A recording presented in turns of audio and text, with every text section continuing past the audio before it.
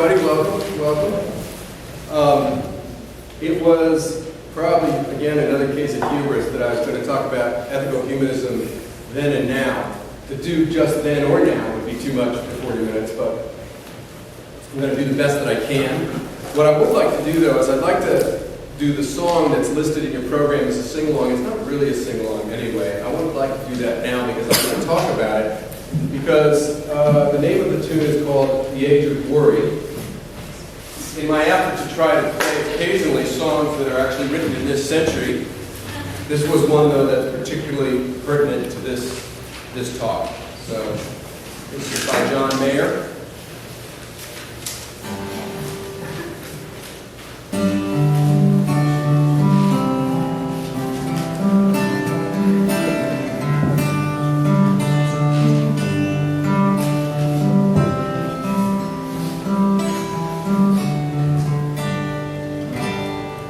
Close your eyes and clone yourself. Build your heart an army to defend your innocence while you do everything wrong. Don't be scared to walk alone. Don't be scared to like it. There's no time, you must be home. So sleep where your darkness falls. Alive in the age of worry, smile in the age of worry, go wild in the age of worry, and say, worry, why should I care?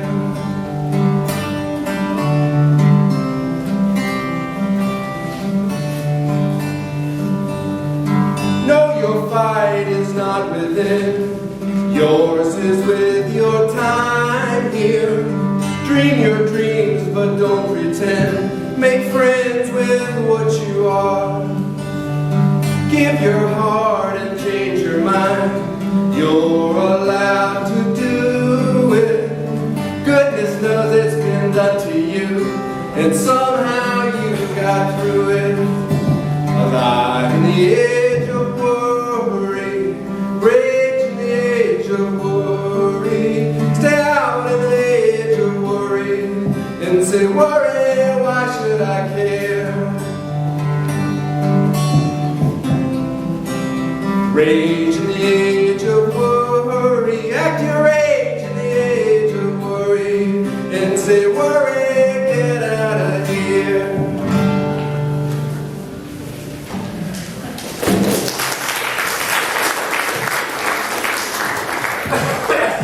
Next time it'll be a sing-along, as you know. So, to begin this talk, I will confess I had a crisis of faith this past week. Something that I relied on very deeply, regularly, failed me. My hard drive crashed. Faith in technology. So dependent on it. So dependent on it professionally. It was like I suddenly had a train wreck. Work paralysis. Things shut down. I had to send out an email. Some of you may have emailed me and said, you know, my computer died. I may not respond to this. If you need me, call me. But it was more than that. It was personally, unbelievably disruptive. Almost psychologically. I've actually got notes to do a platform later about our relationship to technology. And for those of you who saw the movie Her with Joaquin Phoenix, sometimes it can get a little fuzzy, the line between our technology and ourselves and our identity. But I really felt my identity was challenged this past week. It was like a part of me was broken. And that was deeply, deeply humbling in a very serious way. Humbling in part because I keep saying to myself, I shouldn't be so affected by this. It was really a first world problem, right? I mean, my goodness. The fact that I knew where I was sleeping and where I was getting my next meal should have been enough to keep me calm, but I was not. I've just recovered in the last day or two. I was humbled also because it showed how competent I was. I did the greatest technology sin you can do. I didn't back up regularly. Springboard Media is now recovering my data all that they can, and we'll see where that gets me. But I can't deal with differences. I'm a user. I don't really understand things. So when somebody gives me their laptop and I try to use it and their cursor moves differently, it's like, I can't deal with that. You know, if it's a different color computer, I say I can't deal with it. This one's blue, mine's silver, I can't leave it there. So we get so wrapped up in what we get used to that I found that very humbling. Now, I am good at what I do with my computer. I'm very good at organizing with a computer. I organize my ideas, or I organize my products, the platforms that I write, the articles that I do for the newsletter, the emails to people. I organize my relationships with you and with the people at the Baltimore Ethical Society, the people at the American Ethical Union, the people at the National Leaders Council, and all the people outside of those organizations that I deal with in conjunction with those organizations, not to mention my family and friends. I organize my time and my meetings. I got my Google Calendar. And frankly, my little phone just doesn't do the trick for me.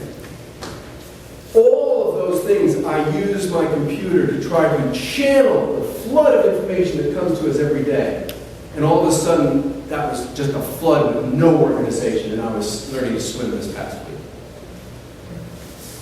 So, that's perhaps a difference between ethical culture then and now. I will say that I was somewhat saved by a member who wrote to me on, I think it was Thursday, and I'm not going to say who that member was. They're here today, they know who they are, they can identify if they wish, but I want to thank them for being very respectful, a curious member seeking wisdom about ethical humanism, insightful, honest, and humble. And this member proposed to me a potential difference between ethical culture then and now. This member said that 100 years ago, ethical culture seemed to be leading in our society, leading America. And now, in some ways, we're not doing that anymore. We led by identifying and addressing the, quote, eminent social issues of our time. And that is really true. And now we seem to be following a little bit more, this member suggested. Following other groups, perhaps, like our coalition relationships with power and other groups, or following news trends. Something happens and we're very reactive. We suddenly have to rush out and issue a statement. It's like we're chasing this constant churning social media.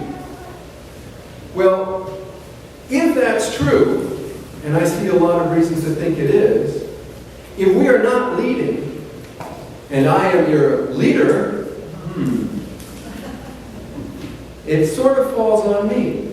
And I've inherited a legacy of profoundly powerful leadership. Because the dour individual on the stairway in that painting, Felix Adler, was a brilliant person. He was brilliant professionally. He could talk for 90 minutes without notes. I barely make 30 minutes with my script. He was brilliant, and he was forceful, and he was powerful. He got published in the New York Times almost every Monday morning, excerpts of his talk. He had powerful connections. He had means, financial access to people of wealth. Franklin Delano Roosevelt wrote to his wife after he died.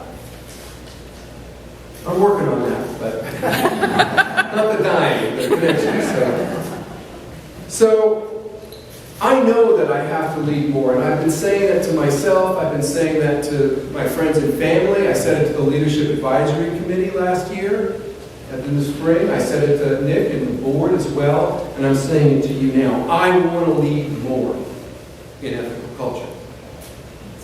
So it's a personal and institutional challenge to do that. So let me talk a little bit about some of the differences between ethical culture there and now to get me to a point where I'm going to address this issue of leadership.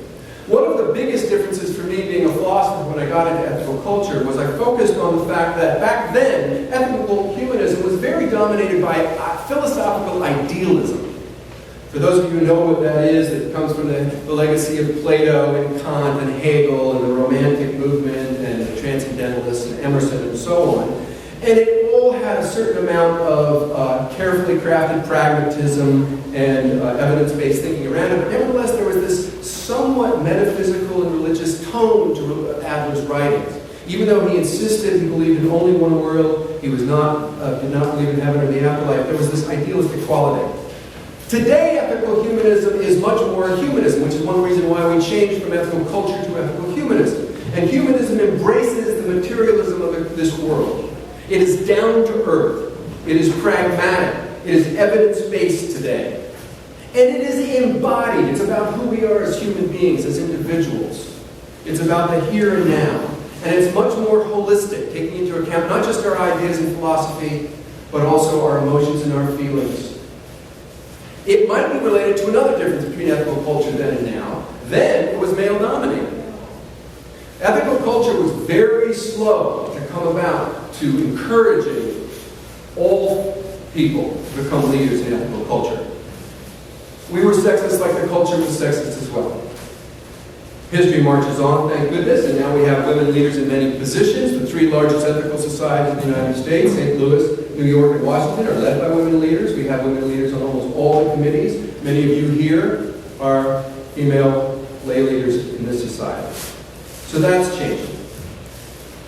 Another difference, and this is an interesting one, which I think actually has a lot to do with what I'm trying to wrestle with on how we're leading or following in this culture, is that back then, if you're new to ethical culture and ethical humanism, one of our most important statements is that we are about deed before creed. Deed before creed. It's more important what we do than what we believe.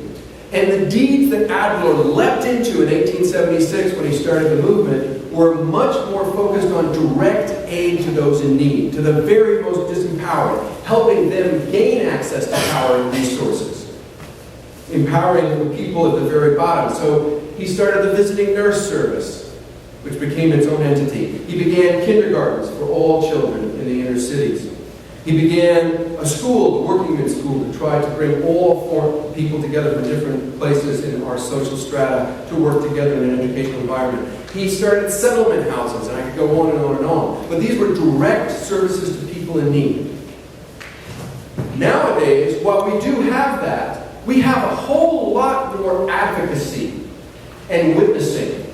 We lobby, we call our representatives, we go out to protests. We have a lot more of that than we did back then. And there's a historical context to why that's the case that I think is important to understand.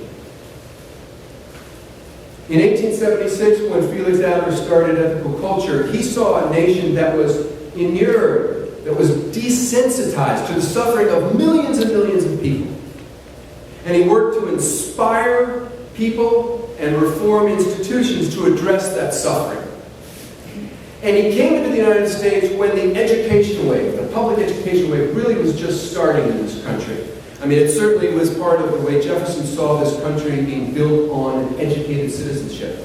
You need to have citizenry that are educated so that a democracy can run. But it was also taken up by reformers during the Second Great Awakening, by Horace Mann, the superintendent of education in Massachusetts, who began to form free public schools for all of our children. And then it began to accelerate after the Civil War with land-grant colleges offering education to farmers around this country. Education was the key, and Adler was a part of that. He also was a part of the social work movement. When Adler started ethical culture, there were no such things as social workers. Halfway through his career at the turn of the century, there was. He worked in league with people like Jane Addams to say, you know what? A lot of the problems we're having here are not about the individual, but the situation they're in. It's much more often about the educational and economic disadvantages than their ethical depravity, because that's the way people used to think of poverty. It's a result of immoral people not working hard enough. And Adler and social work studied the social context to say, you know what? There but for the grace of goodness go I. If I was born in that tenement, I probably would be the same. It's very hard to crawl out from a disempowered environment. Adler also started ethical culture before government was really an activist government. In 1876, you begin to see the development of an activist government, building railroads, building the infrastructure for our industry, but you also see the rise of populism, Bob La Follette, the progressive movement, with Teddy Roosevelt eventually bringing all the municipal progressives into the White House, and they focused on having not just the haves against the have-nots, but a third person at the bargaining table, and that was government, to make certain that justice was served and that the public was heard. That the public demand that we honor the values of basic decency and integrity be a part of the way government acted in this country. Radically different when Adler died in 1930 than when he started in 1876. We built a welfare state, and Franklin Delano Roosevelt continued that with the New Deal, and Johnson continued that as well with the Great Society program. We had a new way of looking at what government was responsible for doing. Government was doing what ethical culture and a few other religious institutions was doing in 1876. So that changes what our role is in society. And today, we might ask ourselves, well, what's the situation today? Well, right? Some laughter gets where I'm going to.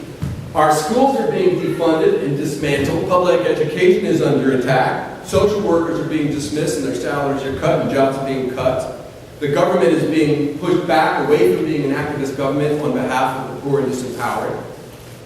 And the welfare state is being disentangled. So maybe we're more like Adler's situation now than we were 50 years ago. And when you read his founding address, you see a lot of similarities. I've read this before, but I'm going to read you some selections today as well.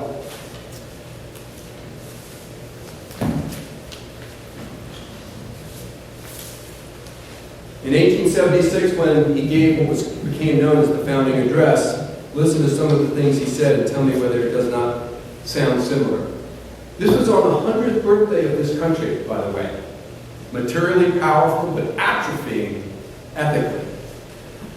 No longer paying attention to what he talked about as larger concerns and ampler interests. He says, in a country of such recent civilization as ours, whose almost limitless treasures of material wealth invite the risks of capital and the industry of labor, it is but natural that material interests should absorb the attention of the people to a degree elsewhere unknown, i.e., we're the most materialistic country on the face of the earth. But all the more on this account it is necessary to provide a powerful check and counterpoise, lest the pursuit of gain be enhanced to an importance never rightly its own, lest in proportion as we enhance our comfort, well-being becoming the main objects of existence, life's grander motives and meanings be forgotten. He was worried about how our materialism was going to leave behind our greater concerns and values. And he says so many of us are distracted by what he calls our parties of pleasure. He says, it's been said that the modern world is divided between the hot and hasty pursuit of affairs in the hours of labor, in other words, we work like crazy, and no less eager chase of pleasure in the hours of leisure. Whether we're on or off work or not, we're equally sort of frenzied in our activity. He says, we measure our enjoyments by the sum expended. Our salons are but little better than bazaars of fashion. We wander about the festive halls, chewing artificial phrases which we neither believe nor desire to be believed. We breathe a stale and insipid perfume from which the spirit of joy has fled. The brief exhilaration of the dance, the physical stimulus of wine and food, the nervous excitement of a game of hazard. Perhaps these make up the sum total of enjoyment by far the majority of our so-called parties of pleasure. Surely of all things melancholy in American life, American mirth is the most melancholy. So he sees a country that's wealthy and powerful and dazzled by all our entertainment, but somehow there's something missing. And as a result, we face a dangerous time. We're in a grave moment. He says, we have already transgressed the limits of safety, and the present disorders of our time are but precursors of other and imminent dangers. The rudder of our ship has ceased to move obedient to the helm. We are drifting on the seething tide of business, each one absorbed in holding his own in the giddy race of competition, each one engrossed in immediate cares and seldom disturbed by thoughts of larger concerns and ampler interests. Sounds like a lot today. So we are in this great crisis back in 1876. I think to a degree we are also facing that now. A couple of weeks ago I played a song here that maybe was perfect for that parties of pleasure attitude, and that was Bobby McFerrin's song, Don't Worry, Be Happy. Everybody sang along with that one. And I compare that to the age of worry as a very different way of approaching it. One is sort of just have a good time. I love Bobby McFerrin. He's wonderful. He's interactive. He's creative. And that song is wonderful for light contexts. But when you look at the shape of the world it is now, Just being happy is not what we need to do. We need to walk through our worry and be bold and take life by the helm. And if you just look at the 4 verses of the song that I sang moments ago, The Age of Worry, I'm interpreting it through an ethical culture lens, but in the first 4 lines, the first verse, he's basically saying, face it. This is in a handout on the back side of the advertisement for the music at Ethical. Basically, we're guilty of being human. We have feet of clay, we're afraid, we crave comforts, and we're lazier than we want to be. That's just the reality. But don't be scared, he's saying. Take your stand joyously and do it while you're here. Do it together. And the chorus says, go wild. Walk past your worry. Engage the world. The 3rd verse says, you can do that. You have the ability and you have the right to do it. To give your heart and change your mind. I love that formulation because sometimes you can't change your mind until you've given of yourself. Give your heart and change your mind. You have the right and the ability to do that. Be alive, rage in the world. And I'll add rage ethically. Rage ethically. But be bold, speak out, and walk past your worry being involved in the world. Now, if I'm going to do that as a leader of this ethical society, one of the things that I tend to try to do is go back to what our values are. There are some very consistent core values that have tended to exist ever since ethical culture started. And I find a resource of power and energy in those. And they're not there because we said we're going to agree with them. They're not dogma. We challenge them, we rephrase them, we reinterpret them. But these 3 values, which I speak about all the time, are here. And it's about how we try to live our lives. We try to treat everybody, including ourselves, by the way, as unique, as precious, as irreplaceable. That we have worth. Worth that is inherent to our very being. Not worth because somebody else attaches it to us. So we try to live in that way. We also try to bring this to the big picture. We try to look at the world and see whether the inherent worth of every individual is being honored, and we see it is not. We see that our world, our civilization, is failing to do that.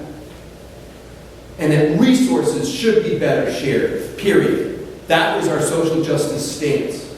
And it's existed all through our history, and I embrace it fully today. There is a disproportionate amount of power in a very small number of our people in this country, and that has to change. Worth, social justice, and the 3rd is the importance of doing those 2 things, honoring the worth and building social justice by building relationships. Ethical relationships. Relationships that are honest, open, compassionate, caring. They're not easy to build. They can challenge us all.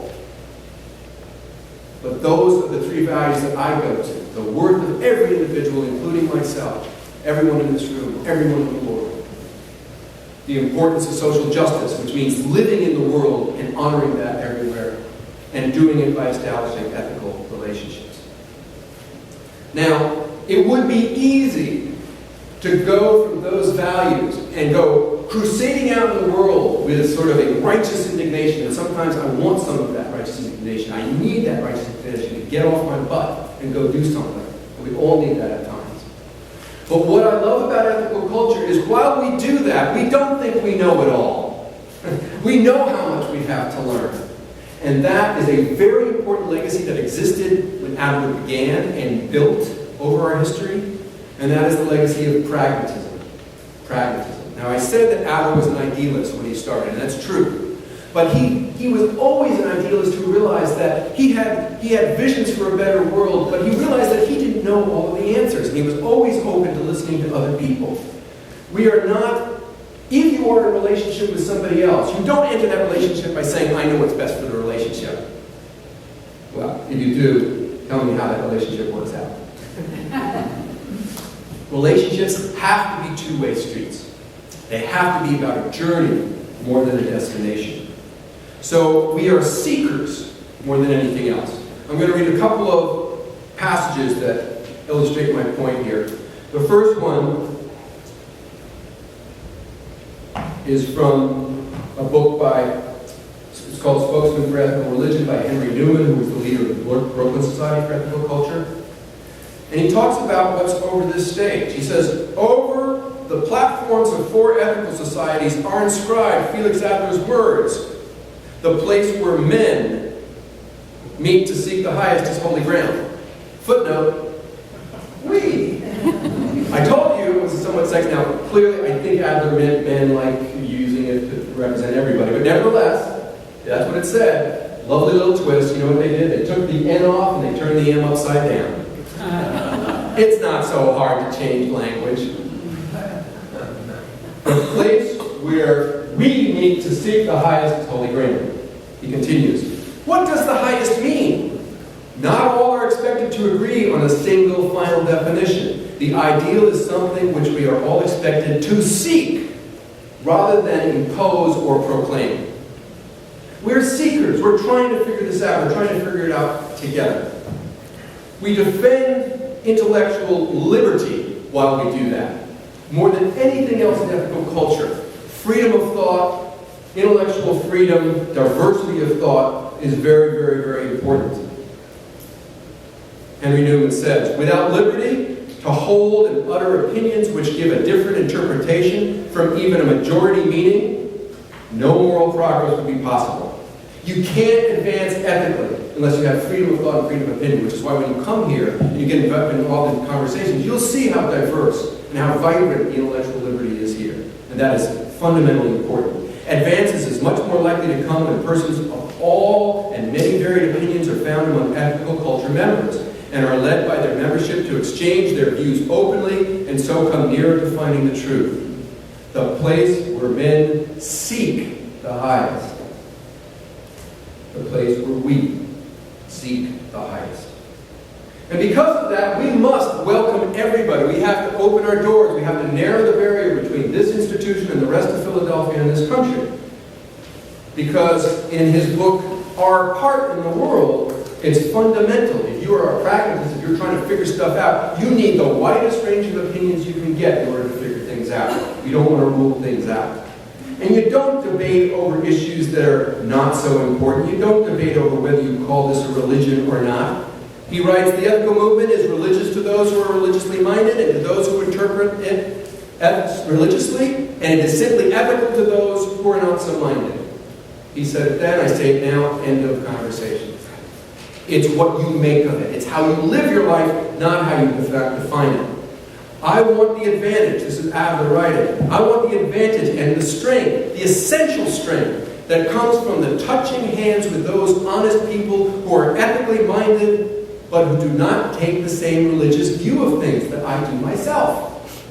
You don't hear a lot of people beginning organizations like this being as open to that. Challenge me, he is saying. I think it's been a great misfortune that non-religious persons have been compelled to try to be religious. The church is full of non-religious people who are trying to be pious.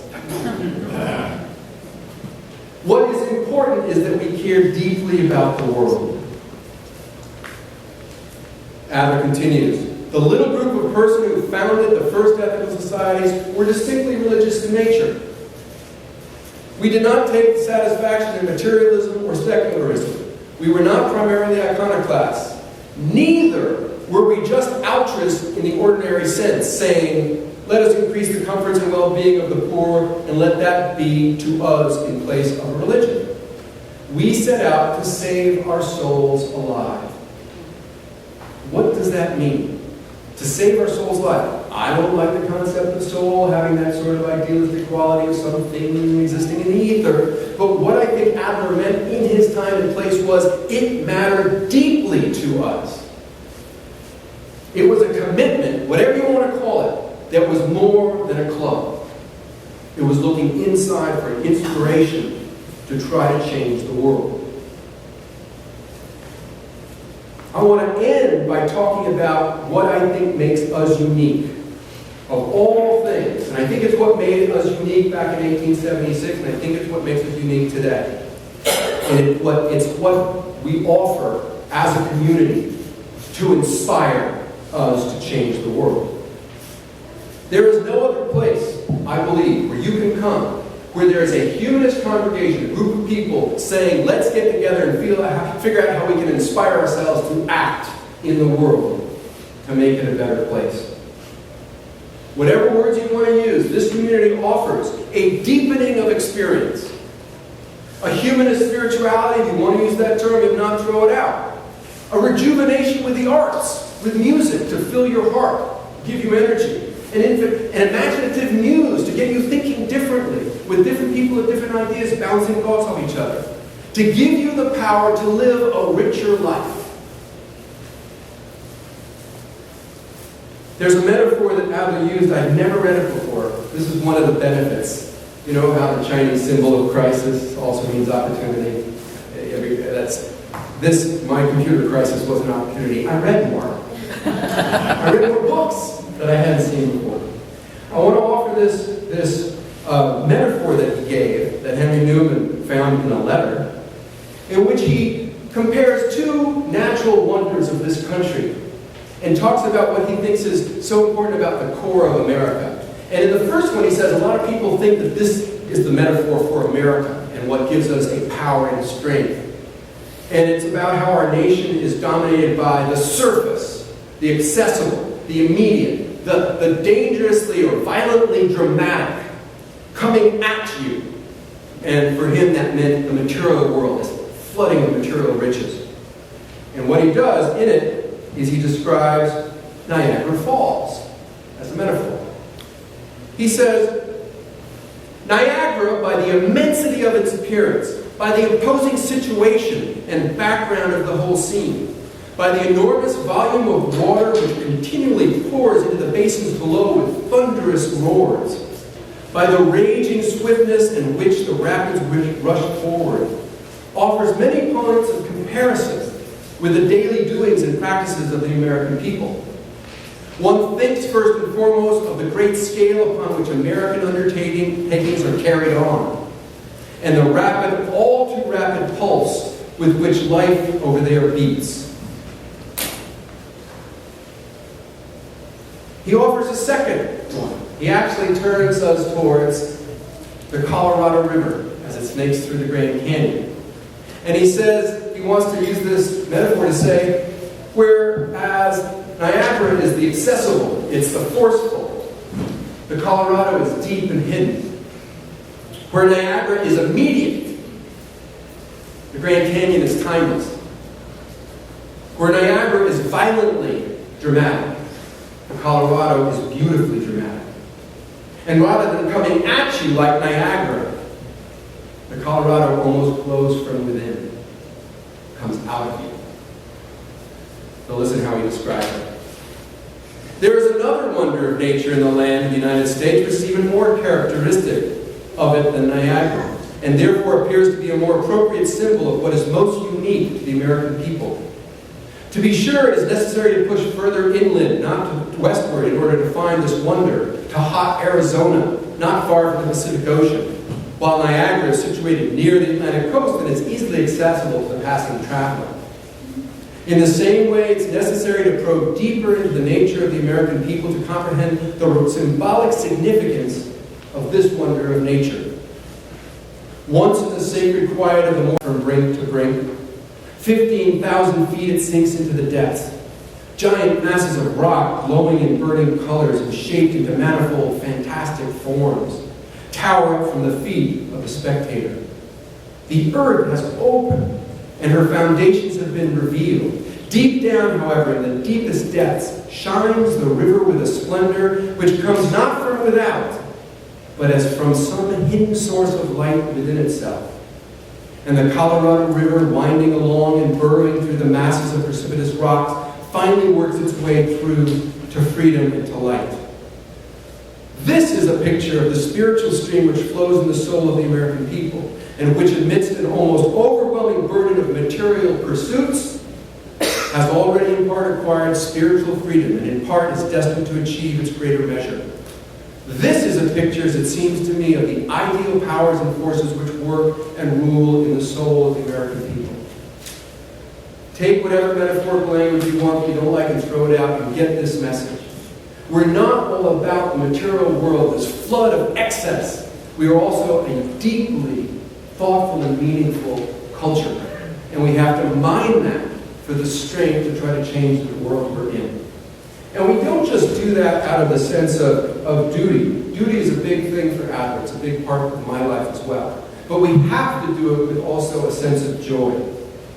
So I want to finish with this last quote, again by Henry Newman, that I think really captures what I want to leave you with. It is not only the duties, but also the beauties of life that we would be more fully, that we should more fully know and appreciate. We do not share the gloomy view of those who are forever peering into the grave to hold this life to be a worthless thing. For us, the clover blows and the violets spring. For us, the summer brooks murmur their marvelous melodies and the eternal hills raise their solemn testimony. For us, the peace of the woodland and the leaping laughter of the fall. For us, the glamour of moonlight and all the still stars that melt into a dazzling day. And greater than these, for us, the sweet accents of tenderness, the thrill of sympathy, the ecstasy of truth, the sacred gift of love. Life is grand everywhere if you possess it grandly and read its meaning with a trustful heart. I hope that what I see as the core of ethical culture in 1876, you see as the core of ethical culture today, and I hope you accepted it with a trustful heart and disagree with me tomorrow. Thank you very much.